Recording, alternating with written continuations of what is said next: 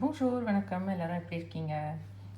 இன்றைக்கி நம்மக்கிட்ட வந்திருக்க ஆல்ட்ரேஷன் என்னென்னு பார்த்தீங்கன்னா ஒரு ஜீன் தான். அந்த ஜீன் வந்து ஹிப் சைஸ் அண்டு லென்த் வந்து கம்மி பண்ண சொல்லி கொடுத்துருக்காங்க. வந்து ஆல்ரெடி அவங்க பின் பண்ணி எடுத்துகிட்டு வந்து கொடுத்தாங்க. நம்ம ஜஸ்ட் மார்க் மட்டும் பண்ணி வச்சுருக்கோம். ஒரு 3 சென்டிமீட்டர் அந்த மாதிரி நம்ம வந்து கம்மி பண்ண போகிறோம் ஹிப்பில். சில பேர் கேட்பாங்க, நமக்கு வந்து சும்மா ஜஸ்ட் டக்கு மட்டும் பிடிச்சா போதும் இந்த பக்கமும், இல்லாட்டி சைடில் இந்த மாதிரி சைடில் வந்து ஒரு டக் மட்டும் பிடிச்சா போதும் அப்படின்வாங்க.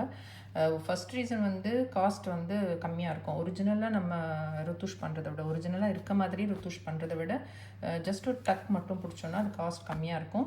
இன்னொரு ரீசன் என்னென்னா, இன்கேஸ் அவங்களுக்கு இன் ஃப்யூச்சர் அவங்க திரும்ப வந்து அந்த ஜீன் கொஞ்சம் பெருசாக கேட்கணுன்னா அவங்களாவே வீட்டில் வந்து அது பிரிச்சுக்கலாம் அப்படிங்கிறதுனால போய் கேட்பாங்க.